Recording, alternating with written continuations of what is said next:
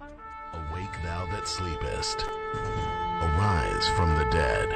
Read the Bible, you'll find out that God's not too happy with what's going on around us. Redeem the time, because the days are evil. The Bible has not changed.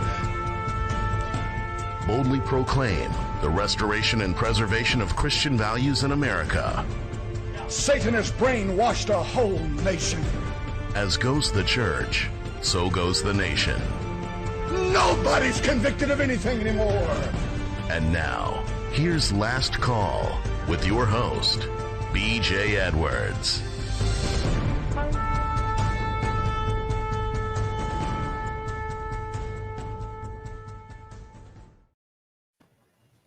Good morning, good morning, good morning. Still a little bit under the weather.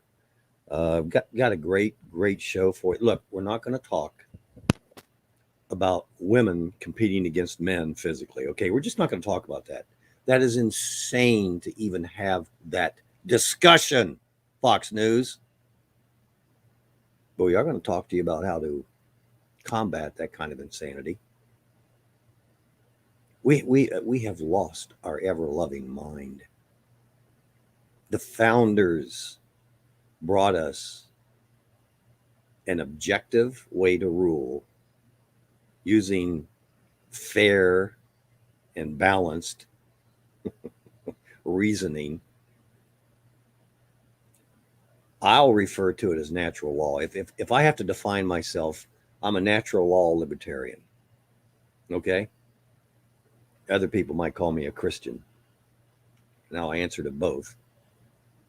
But I have grown to appreciate natural law. We're going to play I want to talk a little bit more about Matt Trewhella because he is really foundational in terms of what we're doing today and gives us the insight into what it is we can do, should be doing. 2 hours Christian talk radio with a sting, folks. This is Do Radio. We're not here to complain about this and complain about that. And to, oh my God, what are we going to do here? And give you a little fear porn. You want that? You know where to go. That's not what we're about. We're about doing. And at the local level. Tactical civics of sorts, or maybe completely. Go to www.lastcallradio.live. If you'd like to join in on the discussion, you can call 614-423-4220. Or you can join us on StreamYard if we sent you out that link, and you can request to have that sent out to you. You're about to listen to 2 hours of opinion and entertainment supplied by Last Call Radio. We're not doctors, lawyers, politicians, professional journalists. No, do either of us hold a doctorate degree in anything. Not that that would make any difference this day and age, mind you. Again, our opinion, of course. We only ask that you personally and or corporately not take our statements so personally, or the opinions we voice from others. It's up to you. We give you the information. We give it to you in a manner that we think you can best take, and then you take the ball and run with it from there, or not. It's up to you. We have a choice in America today. COVID has offered us an incredible opportunity and a good look at ourselves, by the way, a real good look at ourselves. And I'm becoming an Aaron Rodgers fan. I have a in-law that is very, very big on Wisconsin and on Green Bay. So I'm joining him. Oh, hey, I'm a Bengals guy. Yeah, well, that's okay. That's okay. I won't hold that against you, Mr. Anderson. I want to get into and please understand why I'm doing this. This is to let my representative, federal representative, know that I am watching and that I think he's worthless. And I have to get this out of my system every now and then. I don't expect anything from this. I had written him an email regards to January 6th, and he wrote me back an email.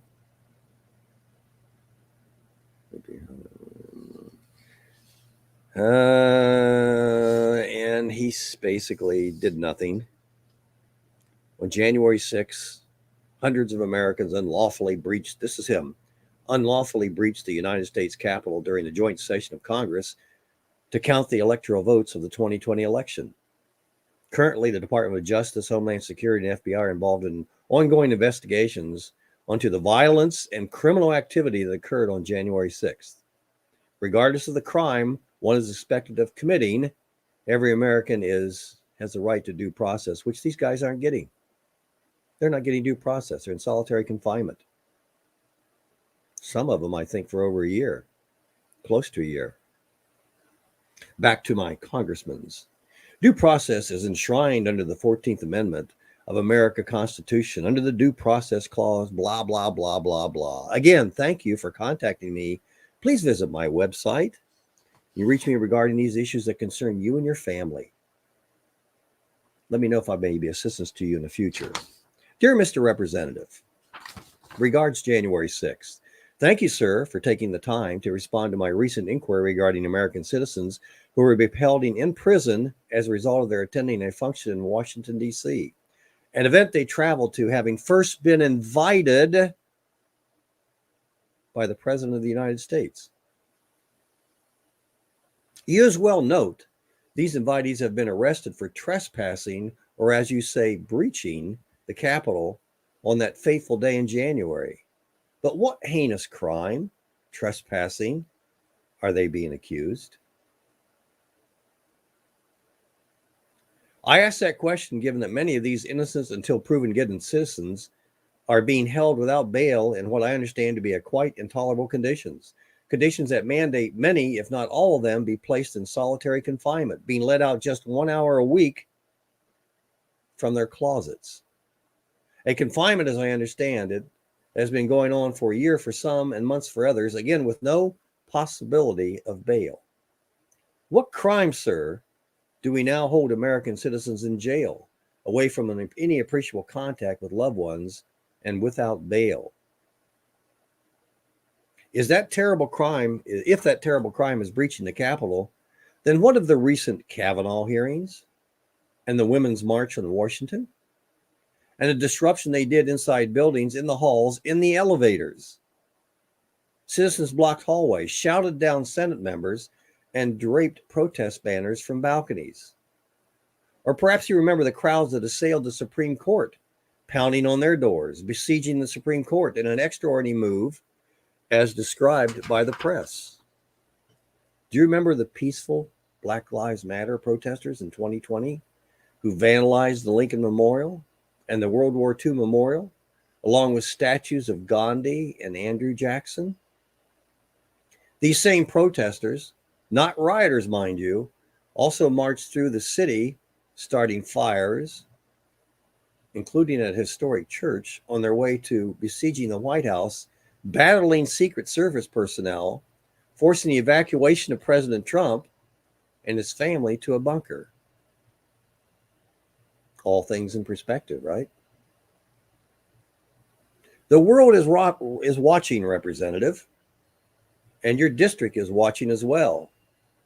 It is my hope that you might reconsider passively waiting for legislations to come to the House floor for a vote, is what his response was, by the way, in the email he sent me.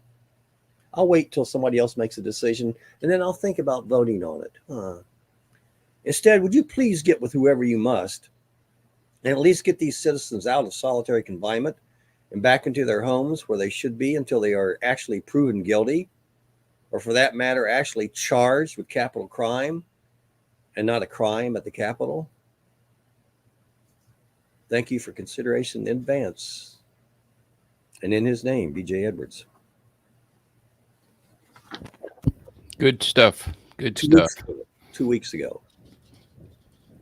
I didn't check my mail this morning, but I don't think I've gotten a response from him yet. What a lame representative. Well, they all are. They all are. Representatives are elected. They are elected. And they're in office, and their job is to what? Remain elected and stay in office. And how do you remain elected? You remain elected by not making any mistakes, right? And how do you not make any mistakes? That's right. You don't do anything, because if you're not doing anything, how can you possibly make a mistake? Fancy words. That's all. Fancy Yeah. words. Yeah. This is these are crazy times, folks. That's why tactical civics, I'm having fun with that word civics. I want to say physics is important because it offers things we can do. Do. Do. Emphasis on do, not complain, not spread fear porn, not talk about ungodly things that aren't occurring now, that may have occurred in the past. I mean, it's just, it's insane. It's absolutely insane. And then we catch a discussion this morning talking about whether females should be in the same ring with males. And that's a discussion we're having. Where's the church? And last week we talked about the church. We are an amoral and an unjust society. In order to get that back, we're gonna have to take it back ourselves, and it has to start at the local level. You're not going to be able to go to Washington D.C. You're not going to be able to go to the state house, and I've tried the county reps, worthless. But them city council members, those local trustees, they're next to you, and they do. And we're going to play a clip by Matt Truella. They do have the responsibility to help you out. This is BJ Edwards along with Mr. Anderson. Your last call. We're going to play a clip by Matt Truella, if you can get that up, Mr. Anderson. Okay. You ready? Yeah, I am ready. Let's go. Matt Truella. You're ready. Okay. Holy Spirit, I am honored to be here. I view this as the most important conference I'm speaking at this entire year because of the title, because of what is being promulgated here. So I'm honored that Michael asked me to speak at it, and I hope what I have to say is a blessing to you. I think we live in exciting times. I mean, a year and a half ago, we were just dying slowly on our wealth and ease. The Americans were dying, the church was dying on our wealth and ease, but God's brought his judgment. He's unleashed the tyrants upon the land. And that doesn't mean we don't confront them, but it means we understand his judgment is just, and he's using it for his purposes in the earth. Extremely important to understand. And in the midst of it all, we get to bring Christian thought to Americans regarding civil government matters. And that's massively important that we do so. One of the biggest things that's going on is, for years I've told people, forget about Washington, D.C., get off the little hamster wheel, of the next president and the next Supreme Court justices, and get involved in state, county, and local politics. It was like talking to a cement wall. You couldn't get people to do it. But what's gone on over the last year and a half, with so many different things that have gone on over the last year and a half, people have poured into involvement in county and local government, because not only do they realize that their federal government is at war with them, they also realize that most of their state governments are at war with them also, and they understand the importance of gathering at some lawful body to make a stand, to resist, to interpose against the evil of governors, against the evil of the federal government, federal judiciary, on down the line. So I'm thanking God for what's going on. Amen.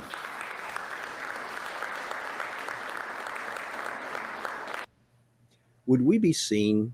Would we have eyes to see and ears to hear if we weren't feeling this pressure? Think about that. That's what Matt's saying. And we should thank God, because we refuse to see it on our own. Keep that in mind. COVID is a blessing, folks, because we didn't listen. And we expected other people to take care of our business. It is important for us to understand how important county government is. These intermediary governments were meant to check lawless acts by superior authorities. They were not meant to be mere implementation centers of bad federal law, policy, and court opinion, or dictatorial edicts by governors. Their duty was to check the evil that they were doing. Our founders wanted a true federalism established, and that is what they established for this country. In a true federalism, you have multiple levels of government, multiple branches on each level, so that if any one branch or branches begins to play the tyrant, another branch or branches will check that branch or those branches. That's what they expected to take place. And they did this because they had a Christian view of the nature of man. They knew that man was wicked and in need of a savior, so they didn't want power to reside in one man like a monarchy, and they certainly didn't throw off a monarchy to replace it with an oligarchy like SCOTUS, like the Supreme Court has become. So this morning I actually want to begin by talking to you about meeting with the magistrates. Meeting with the magistrates. So if you could, let's stand and I'll pray, and then I'll get into this. Father, we rejoice in you and thank you that we can gather together. And we just ask and pray that you use this time for good. Help me to set forth that which you put in my heart to declare. Put a fire within the heart of each person here. Use what's said for good in the mind of each person here. May they see their duty in this hour. May we live to glorify you through our lives. We thank you for your redemption through your Son, Jesus, that you redeemed us not with corruptible things like silver or gold, but with his precious blood.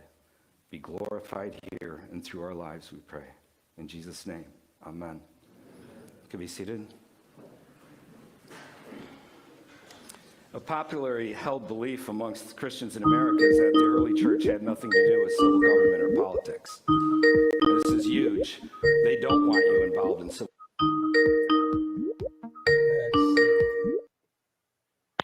Caller, can you hear us okay? Yes, I can. Okay. And who's on the phone and what's on your mind? This is Keith Broders, and I just wanted to ask you a question. Yes, sir. In Nazi Germany, did Adolf Hitler have any subordinates who did what he said? Sure he did. Followed his instructions? Sure he did. Wouldn't you say that Hitler had magistrates and they were put on trial at Nuremberg? And it was pretty well established that a hireling, a person who is a subordinate, is not resolved of his responsibility by obeying the higher magistrate. And I think that obviously that's one of the things that we need to understand is that our local magistrates have a responsibility to interpose and protect us from the abuse of power by people in higher positions of authority. That kind of confirms Matt's point. We'll get back to the video here shortly. But Matt was talking about federalism. Now, when I heard federalism, first heard the words like, well, that's federal government controlling everything. No, that is exactly the opposite. There are checkpoints all along the way, bottom up, top down.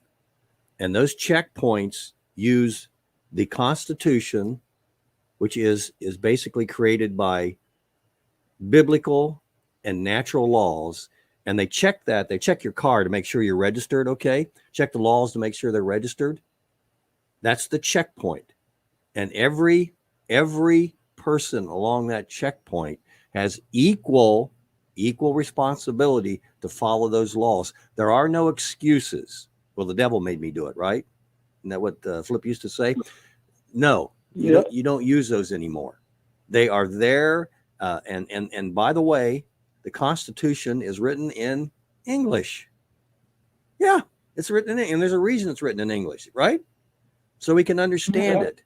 And we have the Bible, we have natural law to help us. Real quickly, and then we want to get back to the video.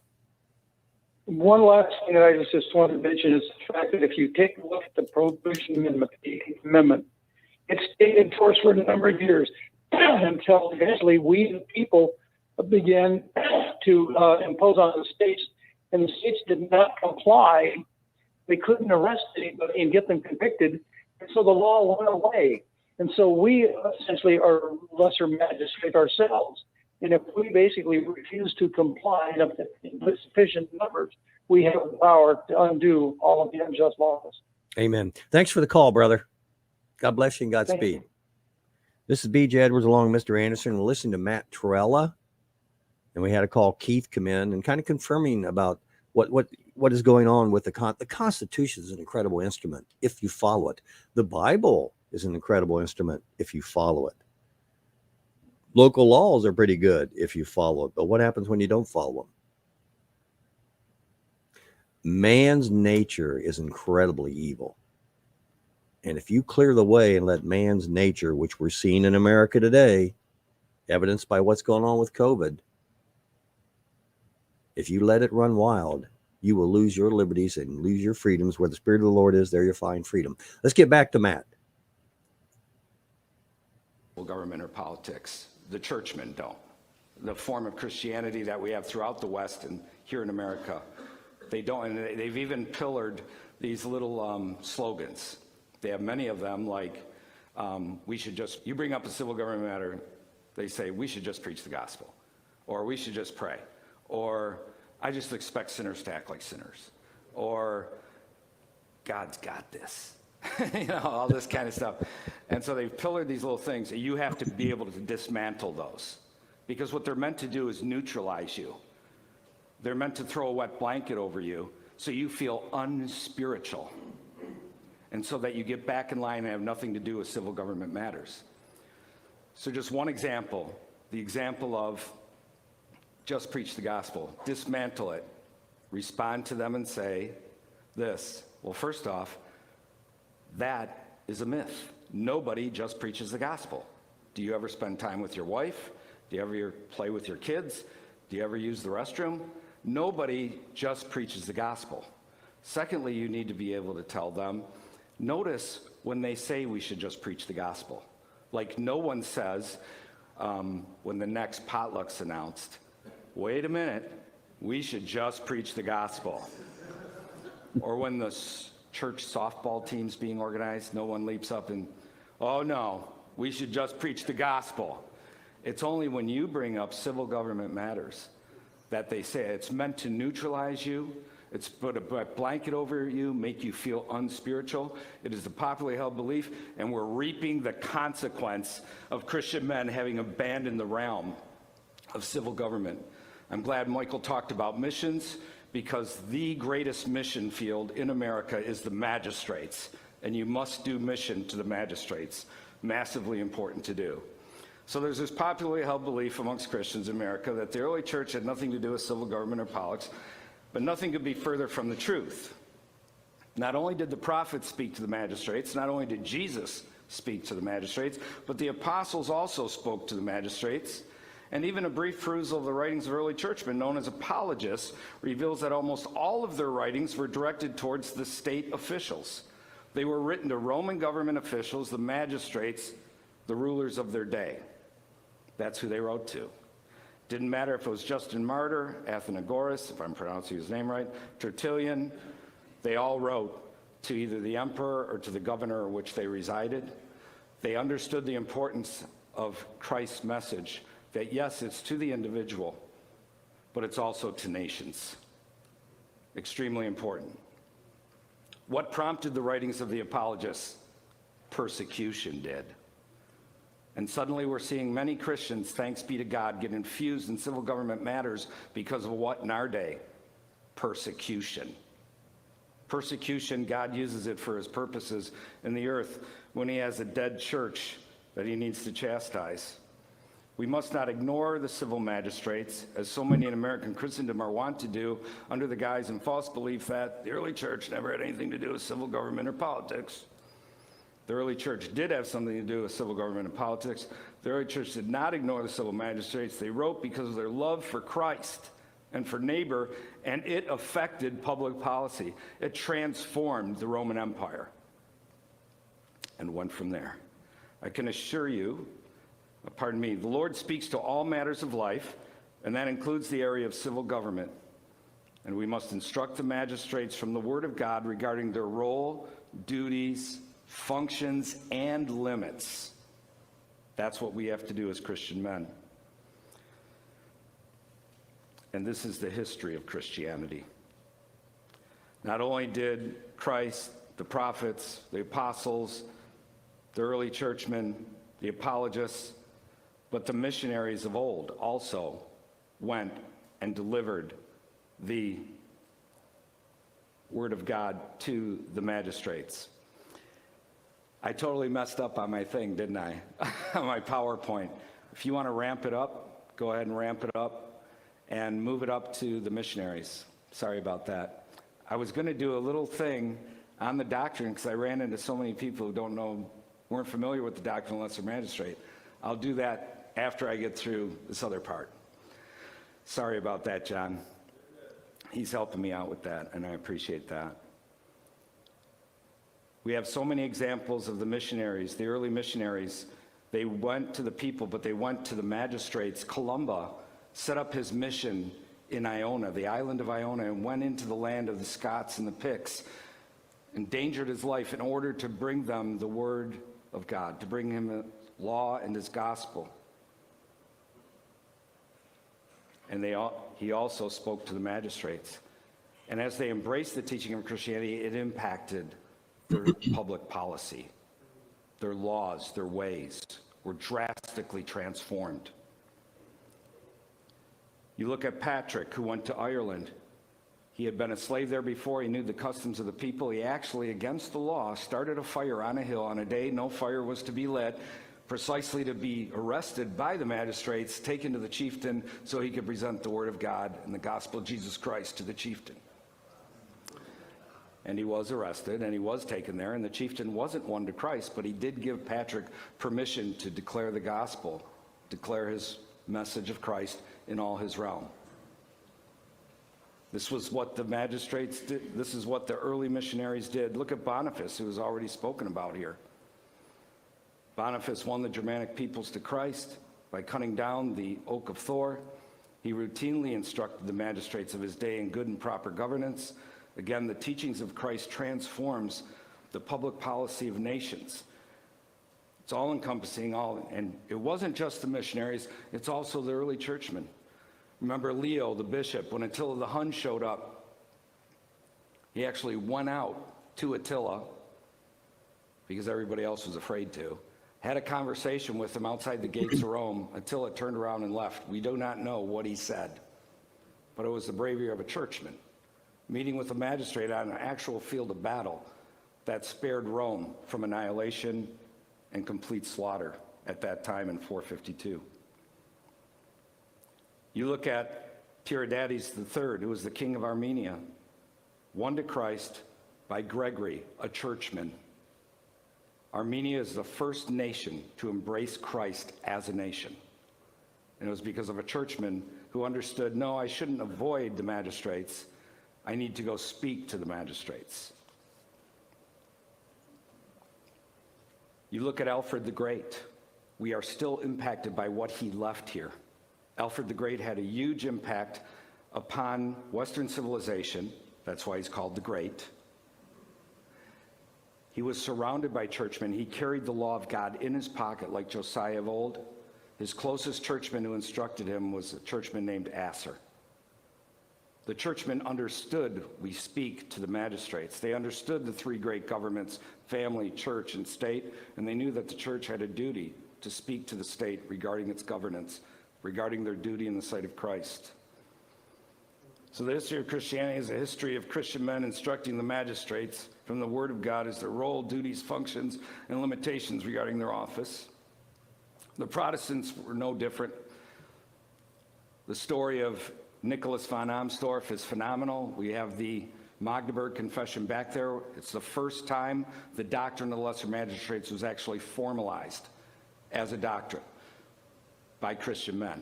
It had been practiced in the Old Testament, practiced by the New Testament, history of the New Testament church for 1,500 years, but it had never been formalized as a doctrine until the Magdeburg Confession.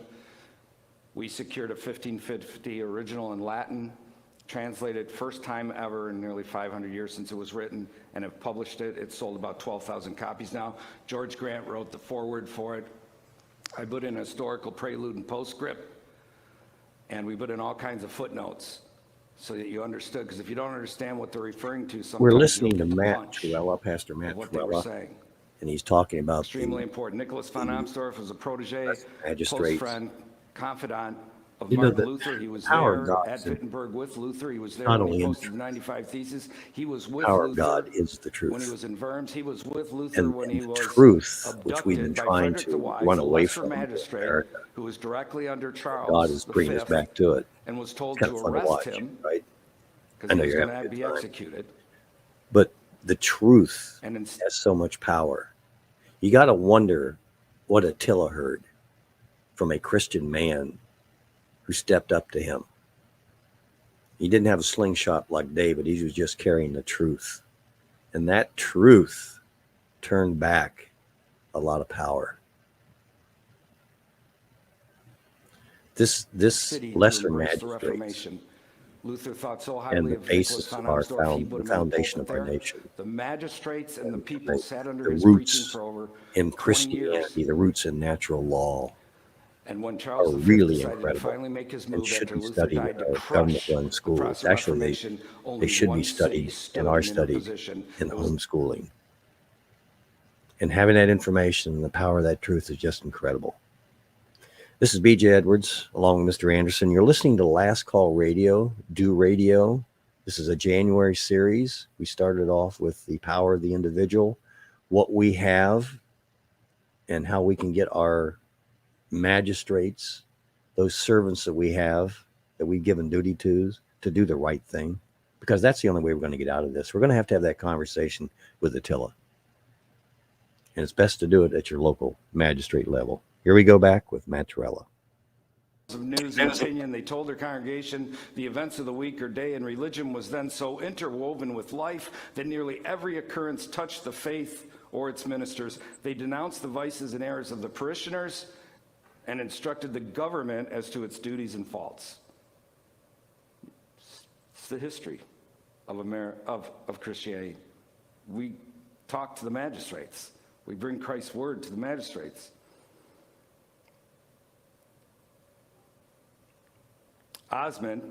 Stephen Osmond said this. He said, reform that existed only to the Protestant reformers. He said, reform that existed only in pamphlets and sermons and not also in law and institutions would remain a private affair confined to all intents and purposes within the minds of preachers and pamphleteers. And that's what we've had for a long time. Everybody living in their little hovel, and the churchmen in their ivory tower, separated from the world. And we've created this awful thing called pietism. And I mean that with a capital P, not piety with a small p, pietism. At our website, defytyrants.com, we have a whole section on pietism. I encourage you to read the articles there and listen to the lectures. So let me say this. The prophets, Jesus, apostles, apologists, missionaries, churchmen, they all engaged the magistrates. And yet, Christianity throughout the Western America have abandoned them for decades now. And we're reaping the whirlwind for it at this time. The scriptures make clear his word and kingdom are to impact the nations of the earth. The early church fathers taught it as so, the apologists, the missionaries, everywhere. His law, word, and gospel were intended to impact the nations of the earth, and this is why Jesus said, my house shall be called a house of prayer for all nations. His final command was, go therefore and make disciples of all nations. And Paul said his ministry was, quote, for obedience to the faith among all nations. This is why Christ declared by John, he's declared by John to be, Christ is, quote, the ruler over the kings of the earth, unquote. Contextually, this was declared to be so when John wrote it, not to be applied off in the sweet by and by. Paul says of Christ, quote, who is the blessed and only ruler, the King of kings and Lord of lords, 1 Timothy 6:15. Paul uses the present tense as there won't be any kings or lords in heaven. In Psalm 2, a messianic psalm foretelling of Christ, the Father says to his Son in verse 8, quote, ask of me and I will give you the nations for your inheritance. Christian men down through church history understood that the rule of Christ extended to all the nations of the earth because of what the scriptures declare. To think that the law and word of God would not impact nations was an absurdity to them, yet it's viewed as a heresy in our day. That's how bad off we are, the churches in America. Christian men of old believed the civil authorities should kiss the Son, lest he be angry, Psalm 2. They sought to win the magistrates of their day to Christ, or at least respect his rule. They understood that the law of God in society was needed and that civil government was supposed to be a picture of God's justice and glory in the earth, causing men to consider matters of eternal salvation. I could do sermons on every sentence I just said there. Powerful stuff. Where are we at on this thing? I've totally lost track of where I was at. The primary message of this short podcast is to urge you to believe your senses. We live in a world where you are told not to believe what you see. You're being fed lies and propaganda by the corporate media that tries to contradict your own experience, the things you're seeing with your own eyes. For example, when you see prices going higher and higher in the grocery store and at the gasoline pump, and used car prices and housing prices and lumber prices, and it's all going up, you should believe what you're experiencing. Yes, there's inflation, even though the White House says, oh, there's no inflation. When you see people dying from the vaccine, or you see people hospitalized after taking the vaccine, and the people you know who've been vaccinated are the ones who are getting sick. They're the ones in the hospitals. They're the ones dying. You should believe that because you're seeing it with your own eyes. It's your own experience. But, of course, Fauci and others are saying, no, that's not happening. They're saying the vaccine is working. Even when all the scientific data show that it's not working, that those who are the most vaccinated are also the sickest. A lot of what's happening in the world today is trying to get you to not believe your own eyes or your own experience. And this is also a big part of censorship by big tech and the lies of the propagandas, the media, Wikipedia lies, and so on. It's trying to convince you that you're not seeing things that are actually happening. For example, if you see hundreds of thousands of illegals crossing the border, it's an invasion. But the media tries to tell you, oh, that's not happening. If you saw the video of this black supremacist, this guy who drove the SUV and ran over people in Waukesha, Wisconsin in the Christmas parade, ran over about 50 people, killed at least 6 so far. You see that, you know that's homicide. That's murder. That's someone turning a vehicle into a weapon and trying to mass murder as many people as possible. But the media tells you, no, it is just simply a, quote, parade crash. That's the phrase they're using now. It's a parade crash. I mean, can you imagine if it were a white driver and a parade of black people? Would it be called a parade crash? No, it would be called a white supremacy crime against all black people, and they would say all white people are guilty, and this is more proof of blah, blah, blah. But when it's a black supremacist murdering white people, they just say, oh, it's a parade crash. Move on, move on. It's all about distorting reality. The distortions are so extreme, they had most liberals convinced that Kyle Rittenhouse had shot and killed 3 black people. Yeah, literally, almost every left-wing journalist thought that that was the case because that's what the media said.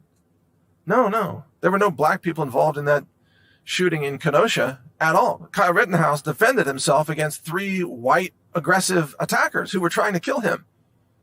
And he shot back in self-defense. Of course, the media won't explain any of that to you because their job is to lie and distort and really to kind of teleport you out of reality and to trap you in their world of delusions and fairy tales and false narratives, because that's the world where they control you. And that's why they want to control all of your information inputs, whether it's media or big tech, or social media, YouTube videos, whatever. If they can control all your inputs, then they can shape your reality. And this is why Zuckerberg is launching Meta, the virtual reality / augmented reality system, where it's total control over all your sensory inputs. And that, folks, that whole meta universe, that's almost the definition of hell on earth. If you allow yourself to go into that false reality, you will be a total mind slave to globalist control by Zuckerberg and the totalitarians that run that system. At least right now, if you're driving down the road and you see that there have been a lot of accidents, you see drivers driving off the road, having head-on collisions, you can see that with your own eyes. But if you're living in an alternative, a fictional universe, in a virtual system like the Matrix, then they control everything and you will never see reality. And by the way, right now across America, if you go talk to any collision center that repairs.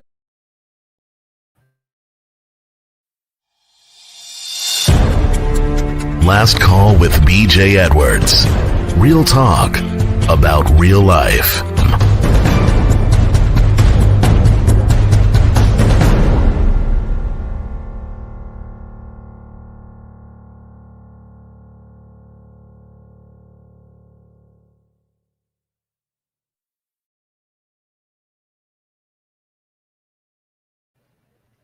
I hope.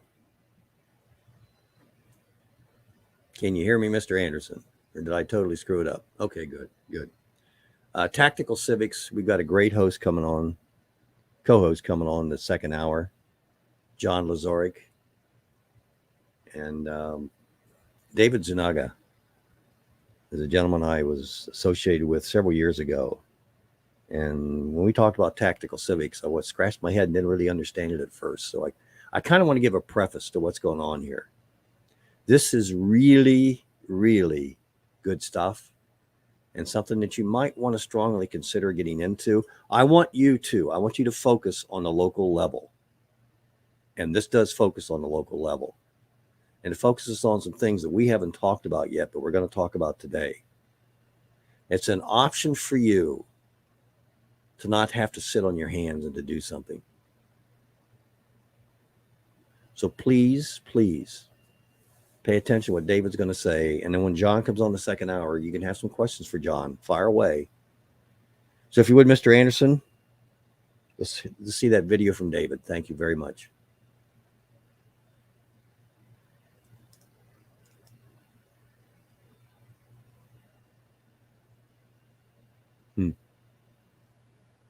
And what I said about the sanitary confinement, which is where we're in right now, we're in sanitary confinement. All right, is this going to loosen up? Are they going to give up that power? Not without our help. Not without our guidance. And we need to take back America. We need to reclaim America, folks. It is critical that we do so. And I was looking at an article the other day. I think our involuntary contributor, Mike Huckabee, talked about vaccine mandates dropped. The latest company to announce is dropping the vaccine mandate in light of last week's SCOTUS decision, General Electric. General Electric has 56,000 employees. And apparently they really need for all of them to show up to work, not just 90% of them. Tactical Hi, Civics. my name is David Zuniga, founder of Tactical Civics. For almost 30 years, I was an architectural engineer designing schools, churches, auto dealerships, and industrial plants. I also raised cattle, taught scuba, flew missionary trips into Mexico, and founded 4 classical Christian K-12 schools in 3 states. When our corrupt government took part in the 9/11 attack on America, I knew I had to do something. I spent over a year in monastic isolation in the Texas Hill Country. Praying every day, I asked God to show me how exactly America was hijacked and how we can end the hijacking. The Lord graciously answered that prayer. After reading and studying 110 books and hundreds of papers, websites, and blogs, I wrote the first draft America Again Declaration. Then a little book called This Bloodless Liberty, explaining what I had learned, who hijacked America, how they're doing it, and how we can take it back. Finally, after several years working with many others on how to do this restoration, I wrote a big action manual called Fear the People in 2015. With my nose buried in R&D with 38 other volunteers designing Tactical Civics, I remind myself that most of this is going to be new to you, so this video will assume nothing, nor will I delve into esoteric theories such as the Constitution is no longer in effect. We don't believe such theories. The Founding Fathers gave us everything we'll present in this video except the modern technology that makes today the most exciting time in the history of the world. We know that many Americans feel just the opposite. Like so many things we loved about America are being destroyed. On one end of the political spectrum, they think Obama opened the last act in America's final destruction. On the other end of the spectrum, they believe Trump is the end. Both ends of the spectrum are wrong. The original hijacking of our Constitution began when Abe Lincoln was president. Most people don't know that Abe Lincoln and Karl Marx were mutual admirers, and that Marx was Horace Greeley's star foreign correspondent for the New York Tribune. Back then, Karl Marx was the toast of New York City's cognoscenti, and for many people in that city, he still is. But here's my point. Yes, Washington, D.C. is the most lawless, ruthless city-state in history. It rules the world with a crooked claw. But this is old news. By the time Woodrow Wilson was president, 8 out of the 10 planks in Marx's Communist Manifesto had already become Washington, D.C. policy. Our governments, federal, state, county, and many cities, have been communist by Marx's definition for over a century. Let that sink in. This is not the end of the world. And the evil ones, by the way, are losing their momentum. Now, let's begin with basic civics because most of us didn't get it in school. We review it because one point is going to build on another to tactical civics. America, fundamentally, what is it? What's in our collective DNA under the surface that made our civilization and our republic so different from any other on earth? What is it? Well, strategically, the big picture is that America's the society, the liberty, and the economy that is secured by our U.S. Constitution. Okay, but what is the U.S. Constitution? Now, this is really crucial. The U.S. Constitution is America's highest human law in which we, the people, create, define, and limit a federal servant. It is not a law for we, the people. It is a law by we, the people. Now, this is basic civics, but it's bedrock that most Americans are ignorant of.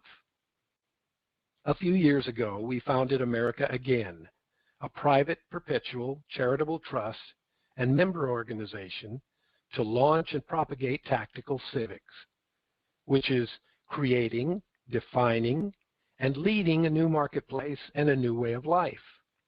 True, functioning, popular sovereignty. I know we stipulate in the Constitution that we, the people, are the top of the heap, but we don't live like it, do we? If you survey world history, you'll find monarchies and oligarchies and plutocracies, that just means rule by the wealthy, and kleptocracies, and that just means rule by thieves. But even though we set it all out in our highest law, we Americans have never actually lived out popular sovereignty. Obviously, neither has any other population in history. So now we've founded Tactical Civics because it's time.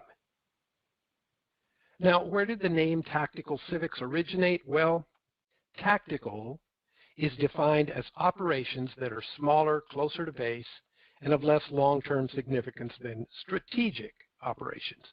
Remember, we said that strategically, America is defined by our Constitution, the highest law, where we the people take king of the hill position. Remember that. So civics, in our American context, is who's boss. That's all civics means, who's boss. Our mission at Tactical Civics is to educate, inspire, support, supply, and organize members for true patriotism. We define patriotism as we the people making our servant government obey the U.S. Constitution. And we aren't another one of those, what we call Constitution appreciation courses. There are probably 50 individuals and organizations today who teach the Constitution. I ask you, why teach people a law that you're never going to enforce? You can take music appreciation courses for a lifetime and never be able to play one chord of an instrument. Today, there are people and groups who want to radically change the Constitution. And there are other groups who say the Constitution is dead. We're the only organization helping Americans actually enforce that highest American law. And guess what? We, the people, are the only authority over the U.S. Constitution who can see to its enforcement. You see, we, the people, are the top, the apex sovereign over all American government. Through the Constitution, we created, defined, and limited a federal servant in 3 branches. You see them here. And then we authorized Congress, Article 1 branch, to create and limit its own inferior federal courts. So always remember this, fellow American. A federal judge is the creature of our creature, Congress. Even if that judge sees himself or herself as having imperial powers over entire states' referendum votes, that isn't true. And in Article 3, Section 2, Clause 2 of the U.S. Constitution, we the people grant Congress the ability to clip the wings of the federal courts, including the U.S. Supreme Court. I'll bet you didn't know that key aspect of American civics, did you? Now, notice the basically conservative nature of our population. This map is the last presidential election recorded down at the local precinct level. Once you leave the major metro areas, notice America's still very conservative. Unfortunately, we the people don't know our own authority and duty, so devious men with lust for power have taken us hostage, all of us. And you know what? Our founding fathers knew it was going to happen like this, so they gave us a relief valve in the very first original right in our Bill of Rights. Let me tell you that story. Did you know that in the 1787 Constitutional Convention, George Washington did not speak to the group until the very last day of that 4-month-long convention? He had been prodded by Nathaniel Gorham to ask the delegates to make a last-minute change in Article 1, Section 2, Clause 4 of the Constitution, to make House districts not 40,000 people, as it was written that day, but 30,000 people, smaller district, to limit politicians' power. In his Records of the Federal Convention, James Madison, on page 644, tells the story. When the president rose, he said that although his situation had hitherto restrained him from offering his sentiments, he could not forbear expressing his wish that the alteration proposed might take place. The smallness of the proportion of representatives had been considered by many members of the convention an insufficient security for the rights and interests of the people. He acknowledged that it had always appeared to himself among the exceptionable part of the plan. As late as the present moment was for admitting amendments, he thought this of so much consequence that it would give much satisfaction to see it adopted. Unquote. So that day, after Washington spoke, they had a unanimous vote of the convention, and Article 1, Section 2, Clause 4 was changed from 40,000 to 30,000 people per district. Small districts. 2 years later, George Washington's vital principle of small house districts was the very first article in the Bill of Rights presented by James Madison's committee to get the states to finally ratify the Constitution. Article the first of the Bill of Rights. It reads like this. After the first enumeration required by the first article of the Constitution, there shall be one representative for every 30,000, until the number shall amount to 100, after which the proportion shall be so regulated by Congress that there shall be not less than 100 representatives, nor less than one representative for every 40,000 persons, until the number of representatives shall amount to 200, after which the proportion shall be so regulated by Congress that there shall not be less than 200 representatives, nor more than one representative for every 50,000 persons.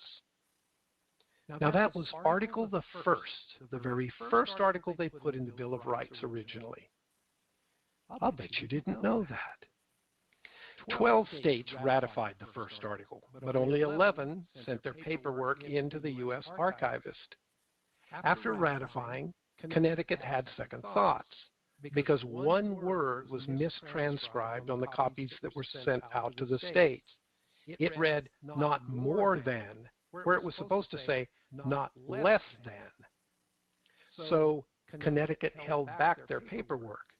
Literally, they stored it in the basement. But ever since George Washington's dramatic plea on the last day of the convention, it was always clear what that original First Amendment means.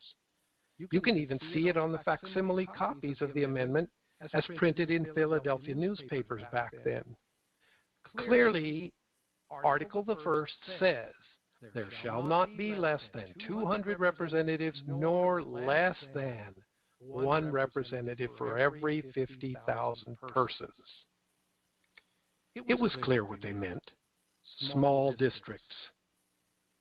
So today, the original first right in our Bill of Rights is the only one not yet fully ratified. Now look at this. This is the number of U.S. House districts we should have today if we were following the Founding Fathers' design. Imagine this. Look at your state. For instance, if you live in California, you should have 783 small local districts. Hundreds of small conservative California communities would finally have the first representation they've had in Congress and in the U.S. Electoral College in over a century. Imagine that. But what do we have today? California only has 53, mostly going to the populous liberal cities and leaving all the small towns and rural California unrepresented.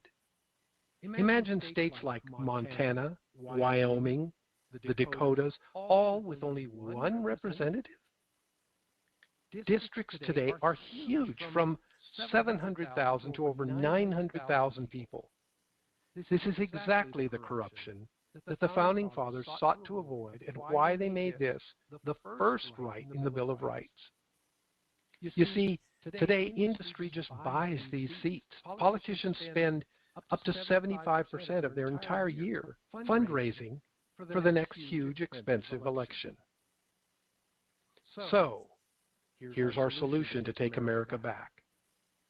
Step one, we break up Congress into small, relatively powerless districts, as the Founding Fathers intended. On our website, we offer a free 12-page booklet explaining all of this in detail.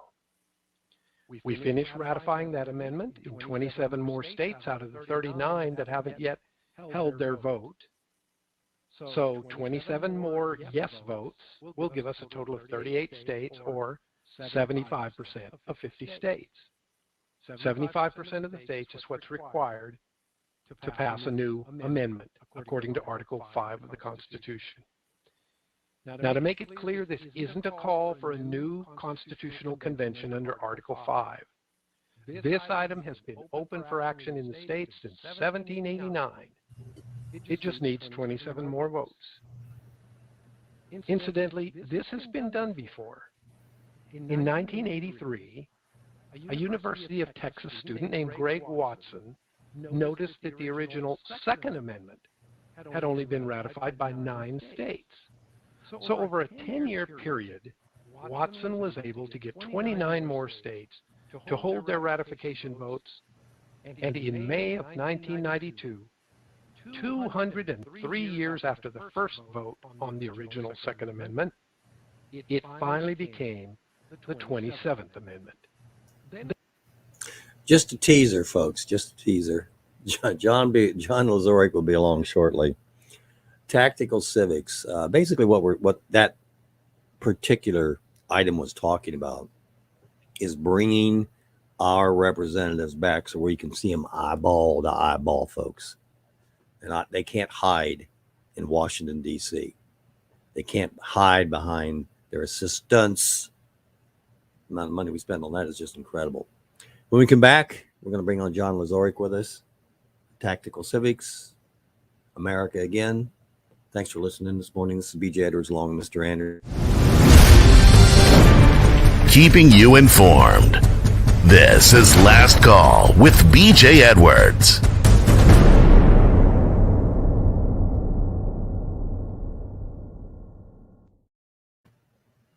And we are back. John's not on with us yet. Don't know what's going on. Probably has some issues there.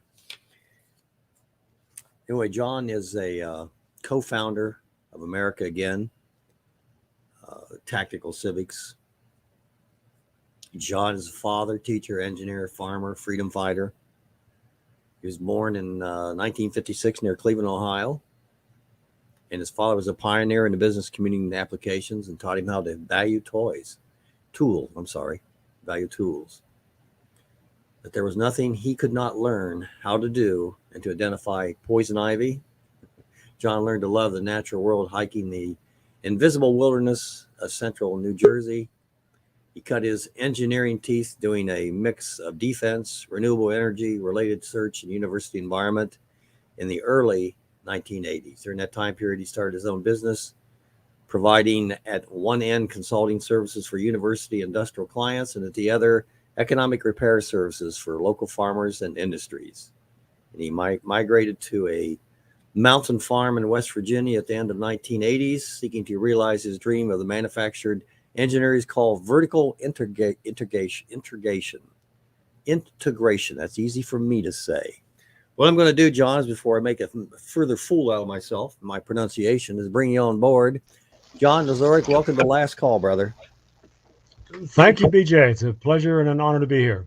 We did a small promo from your good friend David, and it was talking about the Tactical Civics and what it means and how it brings us down, to me, how it brings us down to the individual level, and we can exercise our power there, bringing congressmen back home. How long have you been involved with, I guess this started out as America Again, is that correct, John? The America Again Trust is the parent organization for the Tactical Civics projects. Mm-hmm. And that goes back, I guess, about 13 years. My involvement with the whole mission is somewhere around 3.5 years now. Okay. And we've been doing a month-long project, and we started off with Matt Chuella and the Doctrine of the Lesser Magistrate, which basically says that per the Constitution, per natural law, per God's word, we are in control of our quote-unquote magistrates, and that if they don't follow natural law, which you find in the Bible, by the way, then we have the duty to tell them that it is their duty to do the right thing. Otherwise, you're going to have complete chaos, which we're starting to realize right now, thanks to COVID. And then we went, and basically these, in other words, if the President of the United States says that every firstborn baby needs to be, then the magistrates, be it your city council members, be it your township trustees, be it your county representatives, can say, "Well, wait a minute, hold on, that's not so, that's not right, and we're going to intercede on behalf of those babies." And they can do that. They should do that. They take an oath to the Constitution, so they must do that. We've had Sheriff Mack on, and Sheriff Mack talked to us about how the sheriffs can interpose on our behalf. They're the highest law officials in the land. and how they can do that. And then last week we had on a pastor, and he was talking about the church. And Matt Torello talks about the church a lot too. But the church basically is supposed to clarify what is right and what is wrong. But they've let more humanism into the church, so we now don't really know what the difference between right and wrong is. So we've got the local magistrates, which for the most part aren't doing their job. We have the sheriffs, and you can't get them together to do their job. And their job is to assure righteousness in this nation, folks. That's what we're talking about, as defined by natural law and explained in the Bible. So if we can't get step number 1, 2, or 3 to work, then where does tactical civics come into play? What makes tactical civics different, John? Well, the key, I believe, is that we dispute the idea that the inherent responsibility to assure righteousness belongs to anyone but the individual. God recognizes individuals. Human individuals create human institutions, which sometimes multiply their effectiveness and sometimes just provide something for them to hide behind. We are not anarchists. We believe in the rule of law as established by human communities. However, the responsibility for executing that law and interpreting that law, understanding it, applying it in our society as well as in our own lives as individuals belongs to the people before it belongs to any magistrate or any delegate. So Sheriff Mack is a great guy, but I disagree. Tactical Civics disagrees that the sheriff is the highest law enforcement officer. His office appears nowhere in the Constitution. Its history in the English common law is a long and ambiguous one. But as you pointed out, all of these institutions are currently failing us. They have lost their independence. They have all been compromised or co-opted by money, stolen loot filtering down from the federal government mostly. So it is time for us to do what I believe God expects us to do and enforce his law, or enforce our human applications of his law in our own communities ourselves. That principle appears in the Declaration of Independence. A big part of the Declaration of Independence is a catalog of the crimes of King George. And one of those is he has repeatedly dissolved representative houses, and when so dissolved, he has neglected to attend to the convening of new ones. And here's the operative clause, whereby the legislative power, incapable of annihilation, returns to the people at large for its exercise. So that is our fundamental charter for taking back from all of our derelict magistrates the duties and the authorities which we laid on them, and executing those duties and authorities ourselves. So you're gonna, John, let's wipe the slate clean. Wipe the slate clean. Tell me what it is, tactical civics, the concept, group, America again, what you ideally see transpiring us from this COVID insanity. And well, actually it came before that. We're aborting babies, we're gay marriage. I mean, just this insane world. How can you correct this? What do you propose? Well, the one word answer is education. As a society, we've been diseducated for many years. We've been taught away from the concept of divine law or natural law. We've been taught away from the idea of individual responsibility. So, like I say, the short answer is education. But of course, that's an enormous subject. But none of what we propose in terms of structural reforms or actual actions are going to take place until enough people are re-educated. Understand again that the concept of delegating too much of your own power and authority and responsibility is an untenable idea. If I were going to move from the extremely general to the specific, Tactical Civics has a relatively small number of specific plans.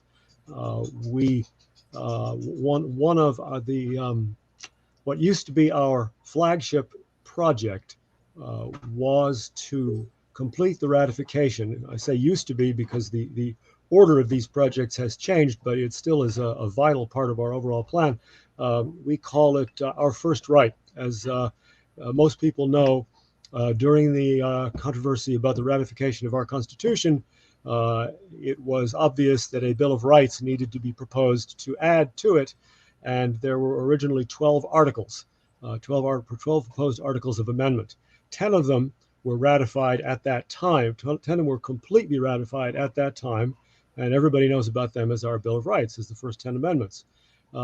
Actually, the first one in the list required that legislative districts for congressional purposes not exceed 50,000 people. And this is the only one that George Washington, the chairman of the convention, or president of the convention, personally spoke in favor of. The argument could be made that it actually was ratified, but because of a copying error in the text that was sent around, Connecticut got cold feet and did not send their ratification in to the librarian. So this remains open for ratification. We are trying, we call it our first right because it was the first article in what has become the Bill of Rights. Once we get this ratified, of course, the completion of ratification has to take place through the state legislatures. Once ratification is completed, if it happens before anything else gets ahead of it, it will become the 27th Amendment to the, or 28th Amendment, I think, to the Constitution. And immediately this will require that Congress, instead of having 535 people, it will have over 6,000. My first reaction when I heard that was, oh my gosh, more of a bad thing, but that's actually not the way it would operate at all. In the first place, under the current system where the districts are so enormous, essentially every congressional seat is controlled by a major metropolitan area where the values and the morals are radically different from those of most of the country as a whole. And incidentally, the major metropolitan areas don't even contain a numerical majority of Americans. I think it's only something less than 30%. So once districts are small, America will truly be represented in Congress. The true variety and diversity and cross-section of opinions and moral outlooks will have a chance to be represented. And John, yes, John, I have a wonderful gift. That gift is behind every rainbow. I see a cloud. Okay. That's it. That is a gift, indeed. That's the troubleshooter's gift. It is. It is. You mentioned increasing the number of representatives. Mm-hmm. That, I mean, you talk about a national debt. My goodness, at $175,000 or $200,000 a year, that could get a little expensive. Plus healthcare, right? Well, increasing the number, I don't. We actually have some discussions of the immediate probable budgetary impact, and it is not as severe as you imagine. For one thing, where I was going with this is that the new enlarged Congress will not fit in the Capitol building in D.C. So we have all ready to go a bill which we expect most of the new representatives will campaign on the promise to pass, called the Bring Congress Home Act, which will require that Congress no longer meet in D.C. It meet virtually the way we are talking today. Every congressperson will be entitled to only one office in their home district. That by itself will save enormous amounts of money that they now spend on maintaining multiple offices, multiple office staffs. We also, I can't remember off the top of my head if there is a term limit provision in there, but basically they will have one office in their home district. So we, the people, will be able to look over their shoulder at any time. If any of us is called to testify before Congress, we will be able to do that remotely from a terminal provided in the office of our congressman, so no travel expenses will be incurred there. Also, again, because of the change in the character of the people elected to these offices, we will no longer have a, what's the word? There's a word that goes along with pork barrel. We no longer will have a Congress which is dedicated primarily to collecting loot and then buying votes with it. Small congressional districts will require inexpensive campaigns to win. So fundraising will no longer be a continuous preoccupation of every member of Congress. They will no longer spend their days and nights whining and dining and lap dancing with the lobbyists in DC, because they will be in their own hometowns. The other very interesting thing is, of course, the decrease in the power of individual representatives in Congress, and the fact that they will no longer be in DC, and the fact that they will be so much more numerous, will mean that they are no longer such attractive targets for all of the global interests that are now bribing them. Also, because service in Congress will no longer require living in the cesspool of DC, a lot of people, a lot of honest hometown businessmen will now realize they don't have to abandon their families and their businesses to serve the country in Congress for a term or two. They can do it from home. So I think that you are quite right to point out, more people sounds like it would cost more money, but I think in the long run it would not only provide much better just representation, but it would also save a lot of money.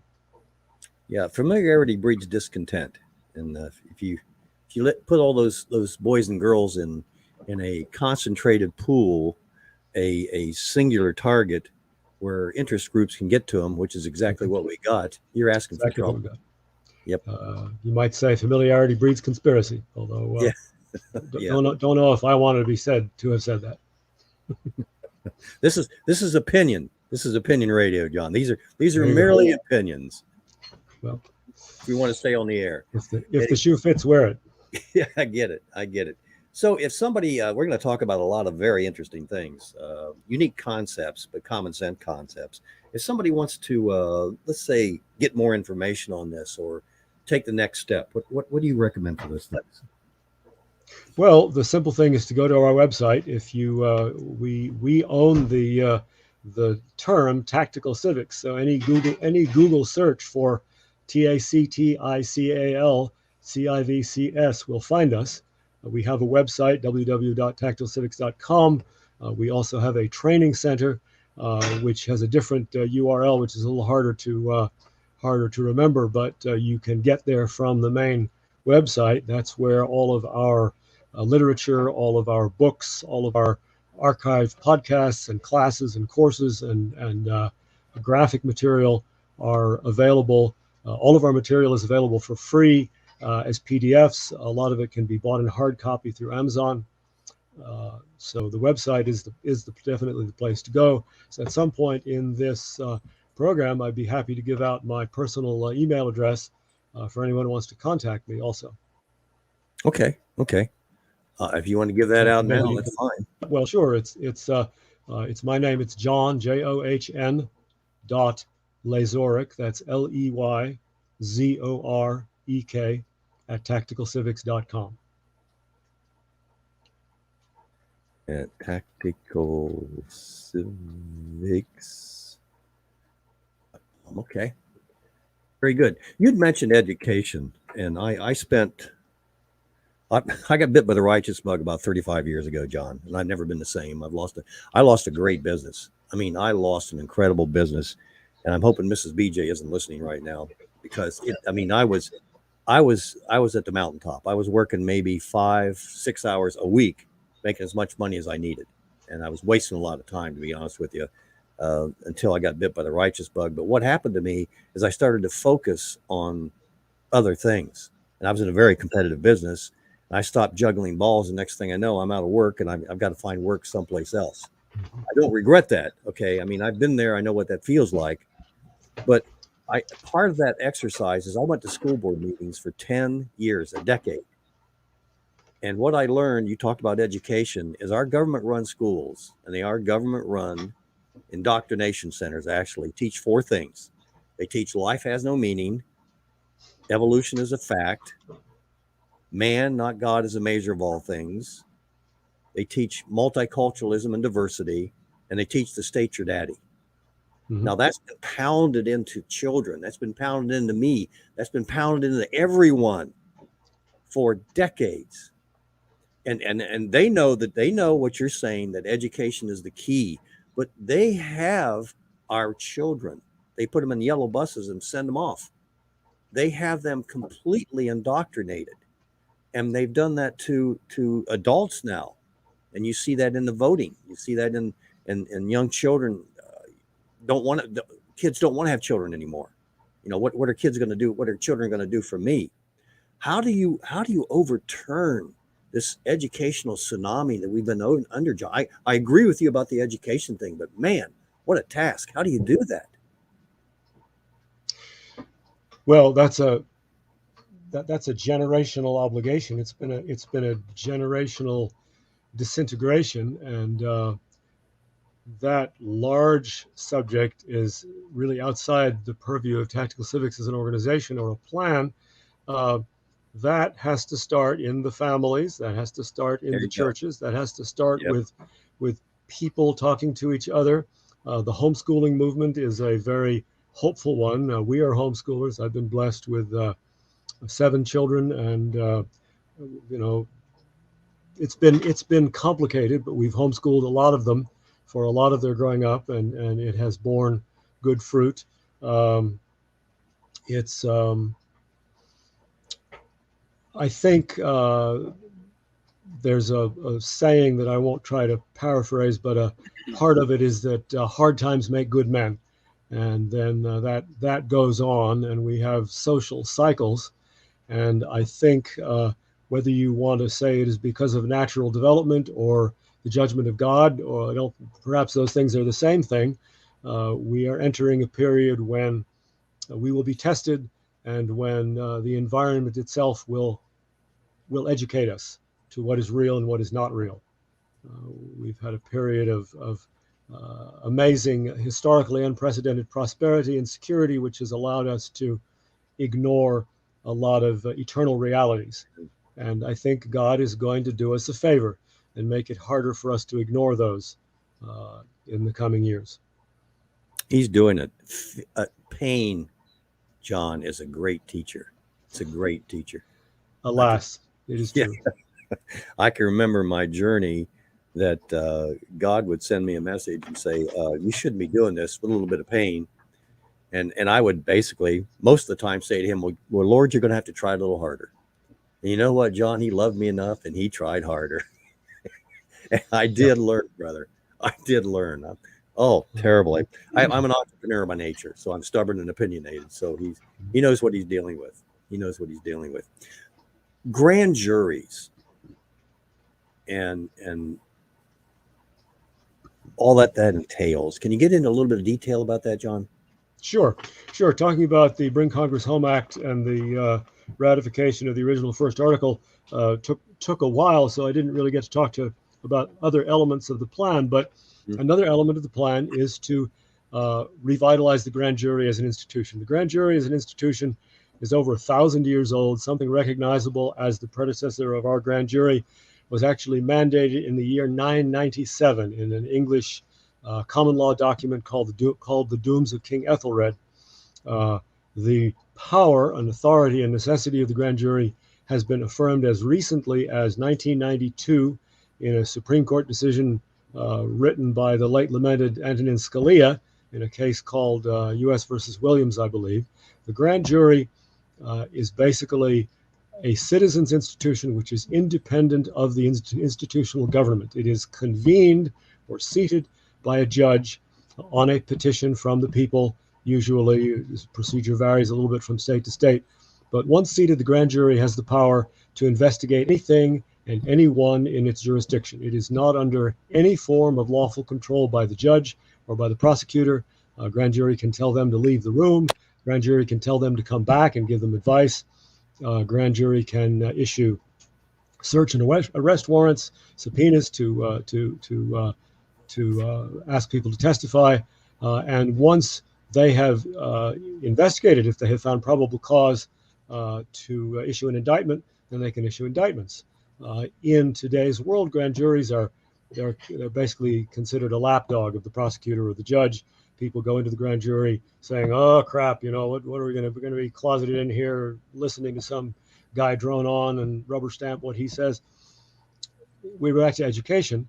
And we actually have an ordinance which we seek to have passed in every county in the country, which will facilitate the empanelment of grand juries, facilitate their education to their lawful powers, and also create a cooperative relationship with the other ancient common law enforcement institution which our Constitution requires, which is the militia, so that if a grand jury, for instance, is investigating a politically powerful bad actor, or some drug dealer whose gang outguns the local sheriff, the grand jury will have access to a body which can bring the force to bear to physically execute their warrants, so that they can complete their investigations sufficiently to determine whether something has been done that needs to be the subject of an indictment or not. So the grand jury is really we the people's way to make sure that we cannot be deceived, that crime cannot be hidden from us even by the people to whom we have delegated our powers. John, are grand juries constitutional? What you're talking about? Grand juries appear in the Fifth Amendment, where any infamous crime has to be prosecuted on indictment by a grand jury. So yes, the grand jury is specifically incorporated in the Constitution, but it is a pre-constitutional institution, and its authority derives from it being an institution of we the people rather than a delegate of we the people. We already have a sheriff. We already have grand juries. Are we duplicating something here? What? No, the sheriff. The sheriff really, the proximate origin of the sheriff in our society is as the king's tax collector, and however great a guy your sheriff may be, he is still the guy who will auction off your property if you don't pay taxes on the property that you thought you bought. So the sheriff does have statutory authority. He is sworn to uphold the law, and we hope he will do that. But sheriffs in a lot of our country have limited budgets. They have very limited investigational capacity and expertise. They tend to rely on paid law enforcement, on the FBI, or on the state crime labs, and they are funded by their county government. So they are not as independent as they should be. And again, they are a servant. They are an officer to whom we delegate some of our inherent power to take care of our own communities. But when they do an insufficient job, or when they turn to the wrong side, turn to the dark side, as you might say, then they must be held accountable to the law just like anyone else. Let me emphasize that we appreciate that we have a lot of excellent sheriffs in this country. A lot of the people that I work with, the Tactical Civics works with, are in communication with, in partnership with their own sheriffs. Their sheriffs wish they could accomplish more to maintain the rule of law.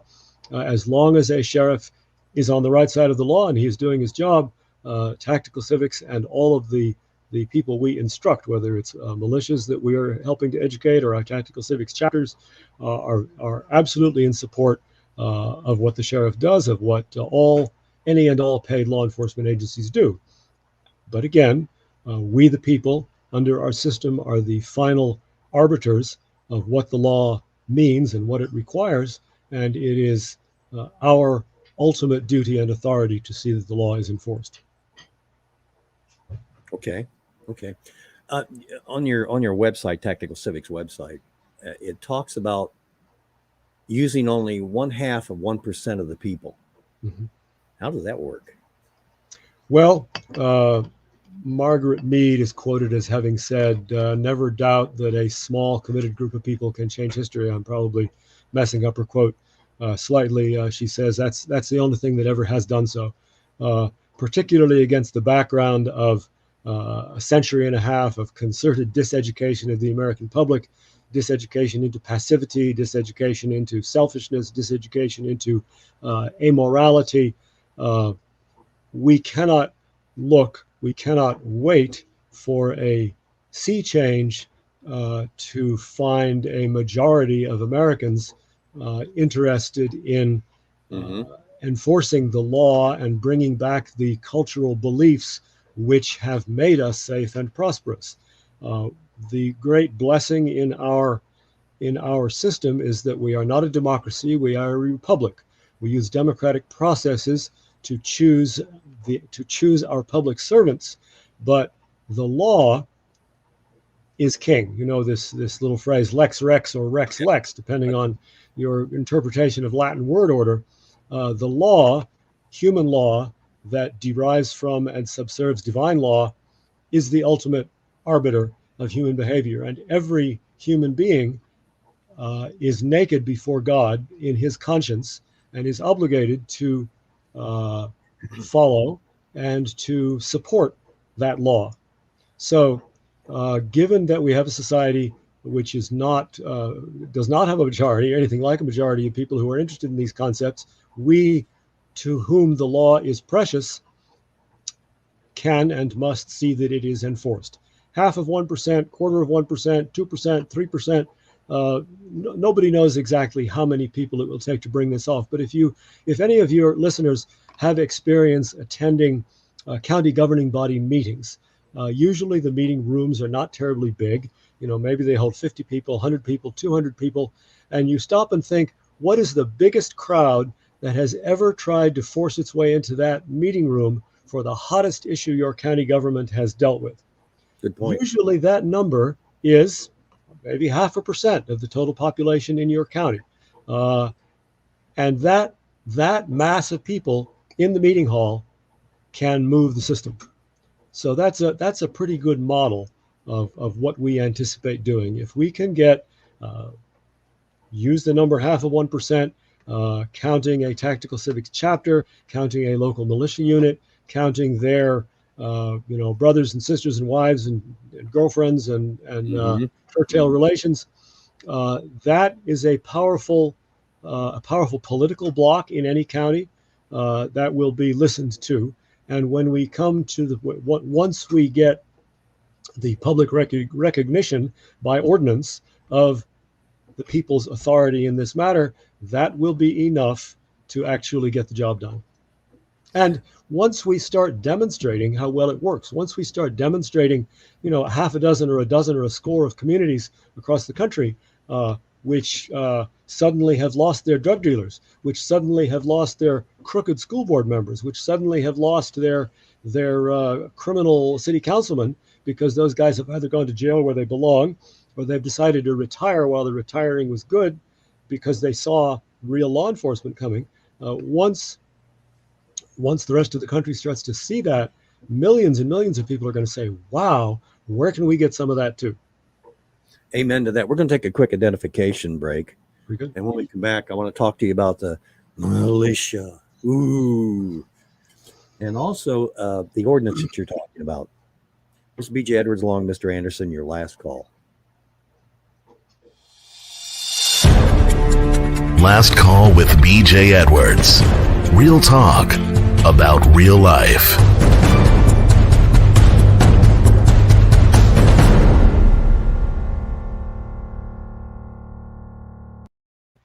We're back. We're speaking with John Leyzerek, Tactical Civics, American again. Interesting concepts. I like them. I like what I hear. Otherwise, you wouldn't be on the program. I'm glad. Thank you, BJ. In terms of militia, and we have to talk about that. But the first thing that comes, and because of the indoctrination, the first thing that comes to mind when most people think about militia is Michigan militia, and they did all these bad things, and other militias, they do all these bad things. But militia really is a great concept. As a matter of fact, it's kind of like a founding concept, is it not? It's very much a founding concept. Militia was, in the words of George Mason, who was one of the signers of the Declaration of Independence, the whole people, except for a few officials. When our civilization came to North America, we had left behind organized military, we had left behind police officers, we had left behind priesthoods. We were the prototypical, in the modern era anyway, we were the prototypical do-it-yourself society. Some of that still persists. I live here on my farm. I'm a mile from the road, a mile and a half from the nearest neighbor. If I hear the coyotes howling in the middle of the night, I don't dial 911. I roll out of bed and I pick up a gun. In warm weather, that may be all I have when I walk outside to find out what's going on and to take care of what needs to be taken care of. That's unusual enough to sound funny today, but that used to be what everybody did. Everybody realized that they were more or less on their own. Now, obviously, there are a lot of things that one guy by himself had to take care of, so neighbors got together. So in the historical or the genetic sense, militia is the individual God-given right of self-defense and defense of family exercised collectively. Militia was very nearly an organ of government in the colonial period because our colonial governments and local governments enforced the requirement that everyone show up for militia duty, that everyone who was able be armed and submit to training for the safety of the whole community. Nowadays, that tradition decayed during the early constitutional period because we had beaten the enemies and we were getting fat and happy. And then good old Abraham Lincoln, during his war, he basically executed it. He indoctrinated us all to think that federal power was not only the only solution, but that it was irresistible and no other exercise of armed power was possible or legitimate. Tactical Civics actually has a long podcast series called Who Killed America's Militias, which goes into great detail on this subject. But losing my maybe you can restate part of your question to bring me back on track here.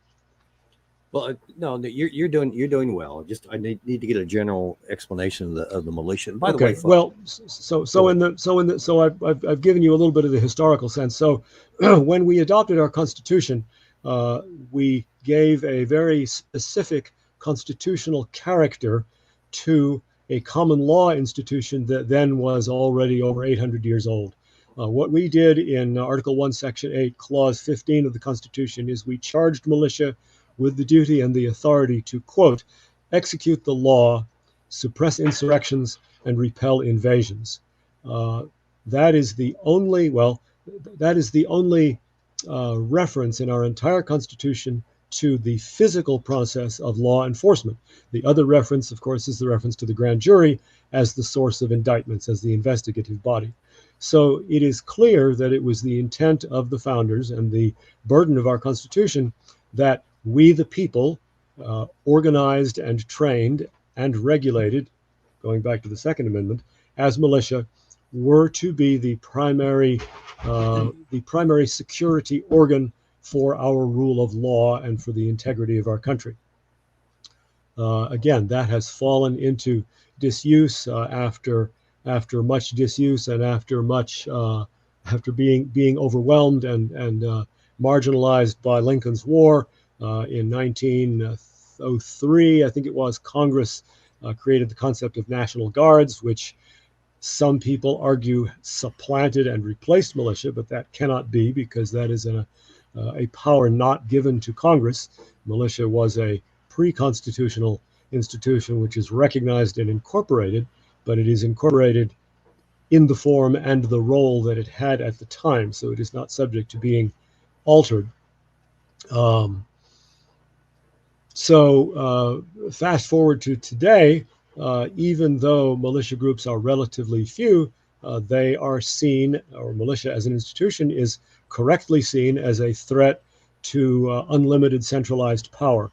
And that is why the media and the government are working hard to destroy the reputation, to pass statutes which appear to make some militia-related activities unlawful, which again cannot be because that's repugnant to the Constitution.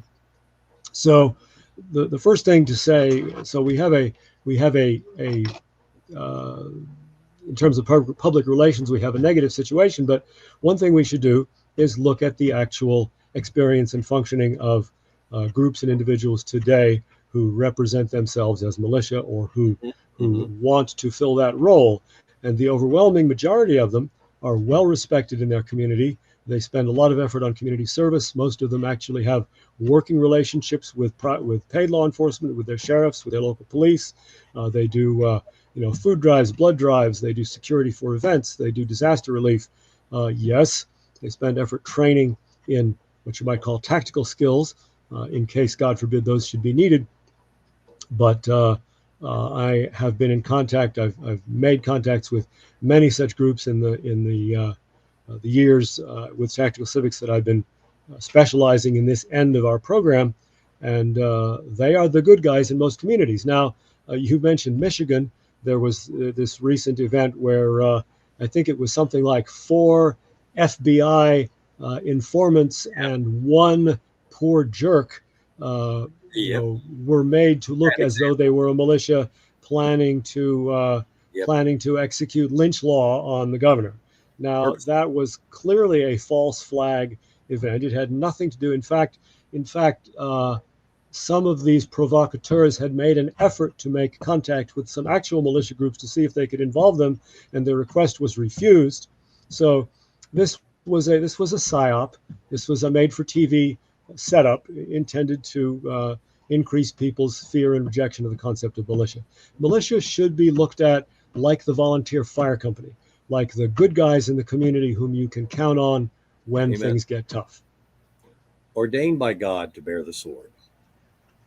That's right, and you are alluding to Romans chapter 13, which is often misinterpreted to suggest that we should just sit down and shut up and put up with whatever the guys in power want to do.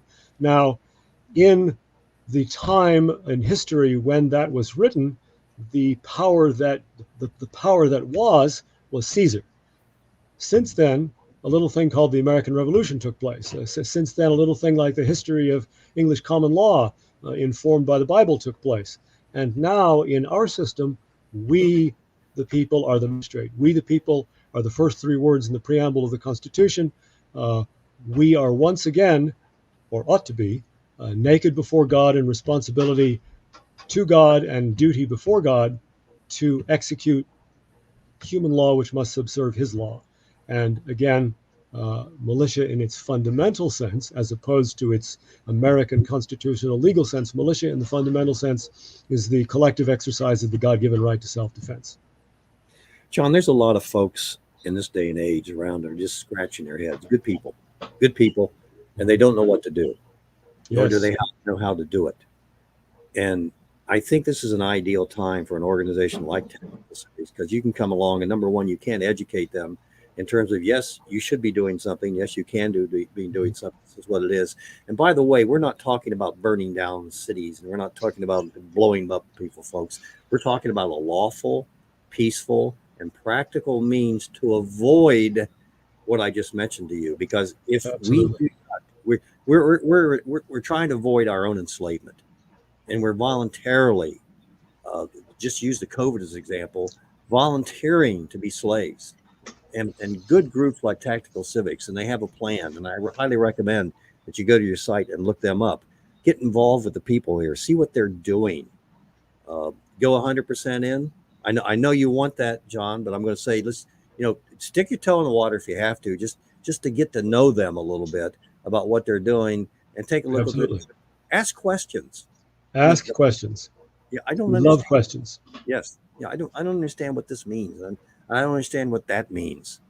We love people who will say, this can never work, as long as they will go on and say, because, and then we can talk about it.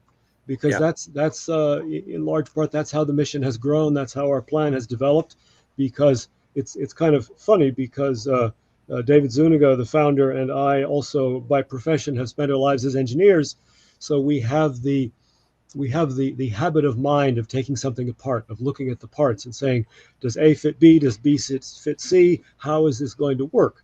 And I am convinced as a very amateur historian and also as an engineer that the plan that we have been inspired to create, that God has handed us in pieces over the last 13 years, can work, can actually get the job done. But yes, anyone whose curiosity is piqued, stick your toe in the water. Ask some questions, see if you come to agree that it can work and that it is in fact your duty to be part of it. Tacticalcivics.com. In terms of the ordinances, have you had any success with that, getting an area to pass an ordinance, John? We are getting very close. The simple answer is no. And we have a pair of ordinances, two companion ordinances, one referring to the grand jury and the other one called the short title would be the Constitution Enforcement and Militia Ordinance.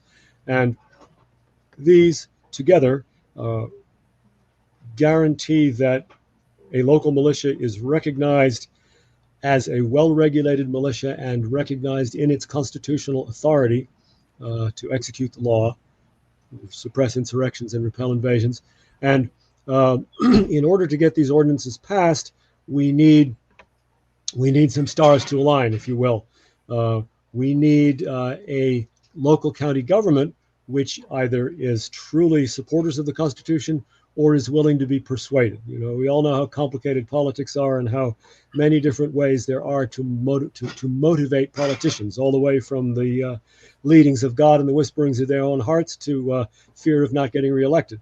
So the plan we are working on is to have a tactical civics chapter of reasonable size, 0.25% maybe of the population in each county, working in partnership with a local militia or Second Amendment group or disaster preparedness group or community watch group. A lot of these groups, because of the reputation, because of the undeserved bad reputation which has been forced on militia, they don't use that term, and it's not necessary, maybe not even appropriate for them to use that term until they do have constitutional recognition. But what we are working on is to have a chapter and a group in each county, those groups to work to educate the public, to garner more support, to work to show their county government all of the advantages that this system will provide for the community, and then we get the ordinances passed. We have, I want to say, probably half a dozen places in the country now where we are getting close, where we have tactical civics chapters that are getting some traction, where we have actual militia groups or training groups that have decided, yes, we need to pursue this. My guess is that within the next 6 months, we will have several. But it's a process. Amen. Amen. How many chapters do you have right now, John? Roughly. We are closing in on 300 chapters across the country. Wow. That's good to hear. And I can see why, with those numbers increasing and with the pressure of COVID, how that can open up some eyes. Definitely open up some eyes. Well, COVID has been a very mixed blessing. It has certainly not so much COVID, but the insane uses that COVID has been put to by the powers that be have opened a lot of people's eyes to the necessity of taking their freedom back into their own hands. But also it has exerted a chilling effect on people getting together and sharing information. So it's been very interesting. Amen. Any questions I needed to ask you? I think you brought up a very interesting point. I read a book called The Real Lincoln, and it kind of opened my eyes to what was going on. And people ought to really explore Abraham Lincoln a little closer, because yes, I talked about federalism earlier, and that man almost single-handedly destroyed what was left of federalism at the time.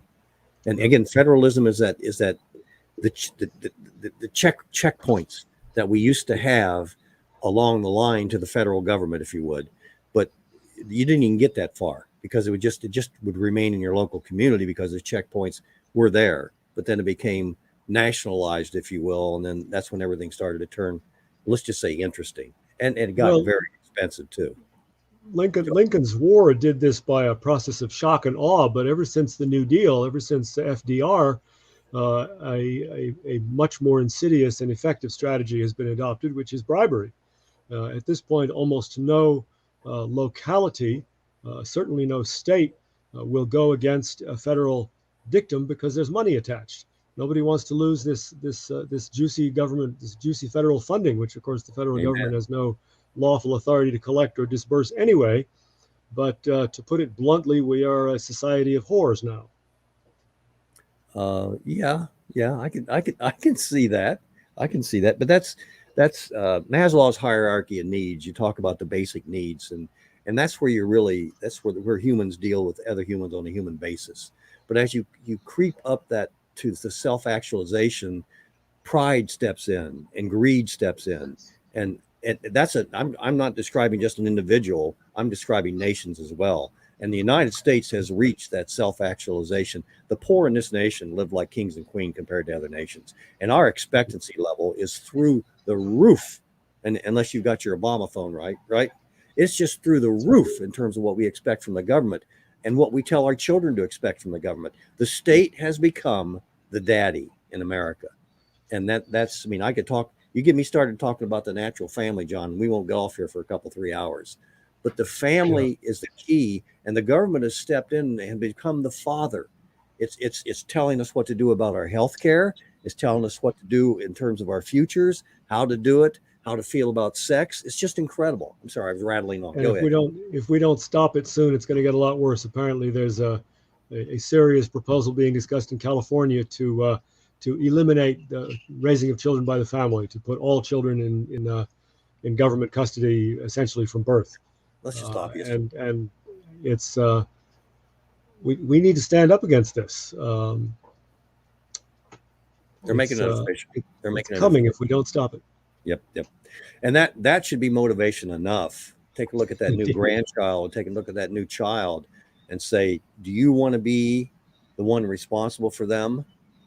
Or do you want to let somebody else, a third party, come in, a complete stranger come in and make a decision in terms of what they're going to have morally, but also what they're going to be sexually, because that's what they're going to do.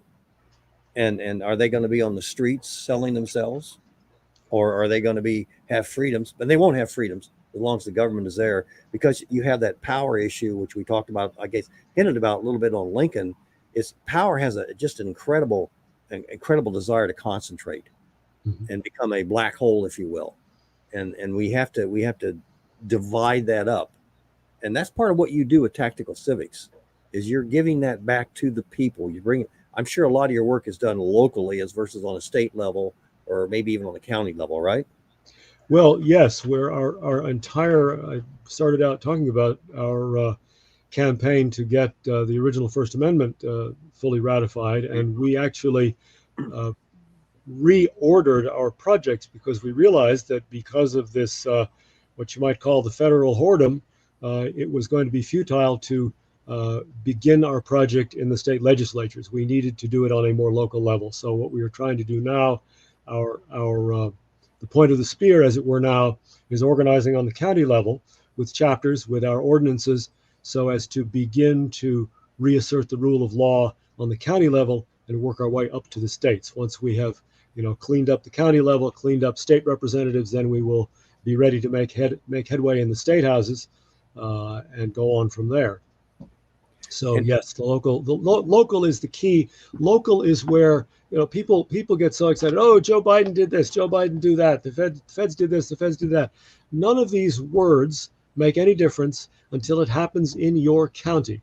Doesn't matter if Joe Biden says everybody's got to take the vax until somebody's walking up to you with a syringe in their hand. And when they're walking up to you with a syringe in your hand, then that either becomes a voluntary submission on your part, or it becomes a felonious assault, which is a violation of law, which should be dealt with as a law enforcement matter. So people like to talk about tyranny. We have such a habit of individual irresponsibility, of wanting somebody else to do it, and let the professionals do it. It's fun to talk about tyranny because it makes it sound like there's a king in a palace somewhere, and we need to stand around the palace with our pitchforks and torches. But that's not the way it works. Thank God, in this country, freedom is the law. I like to say tyranny is what an insane king does. In our system, there can be no tyranny because every tyrannical act is actually merely a violation of law, merely a criminal act. And when it comes to your front door, then you deal with it as a law enforcement matter in your community.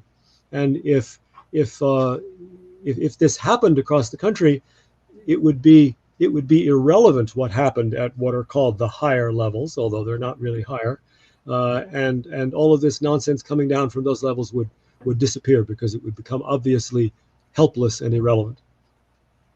I had one last question for you, but it's basically, we talk about unity a lot, and everyone seems to know that what they're doing is the answer to the question. That would come from the old entrepreneur lean. Can Tactical Civics work with sheriffs, churches, and lawyers? And if so, under what conditions? But I think those conditions are that we're all working towards liberty and freedom and in unit towards that. And once we define it, I think the rest takes care of itself. We just plug ourselves into our individual roles. Am I pretty close there, John? Well, as far as working with, so Tactical Civics is basically an educational organization. Tactical Civics chapters and militia groups should be working with their sheriffs. Tactical Civics' direct role with elected officials is essentially nil. Elected officials are the servants of the people, and what we are trying to do is educate the boss, which is to say the people. As far as working with lawyers goes, lawyers are a very interesting subset of the population.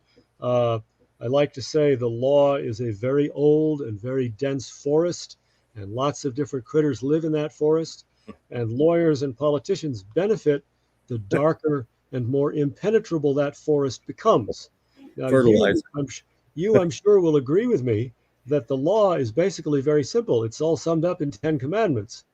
And if people were truly conscientious, we wouldn't need to go beyond that. So, and you don't need a lawyer to interpret the 10 commandments. You don't need a lawyer to understand the Constitution. It's a brief document, and it's very clearly written.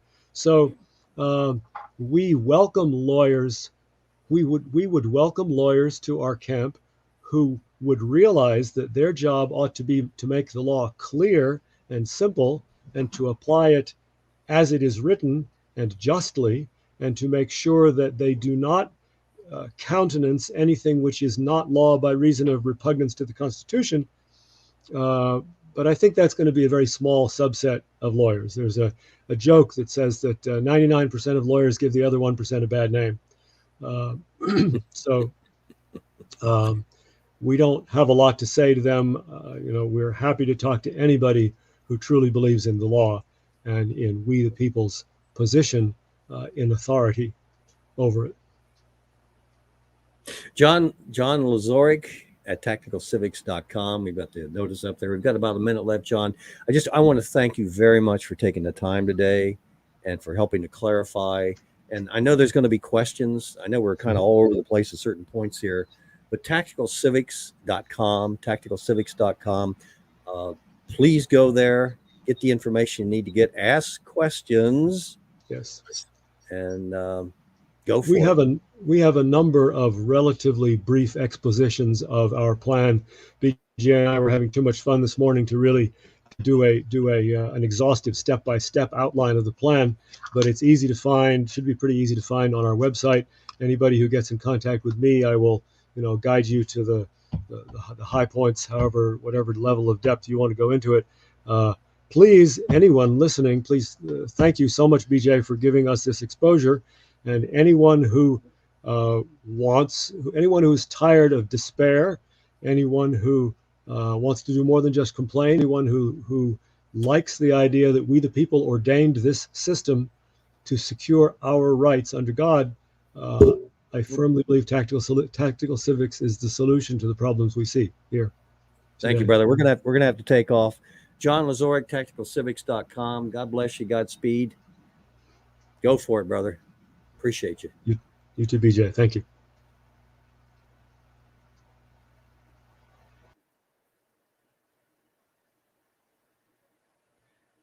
Thank you very much, folks, for listening today. And I hope you check tacticalcivics.com. We got to run. End of the broadcast. Thank you. Join us next week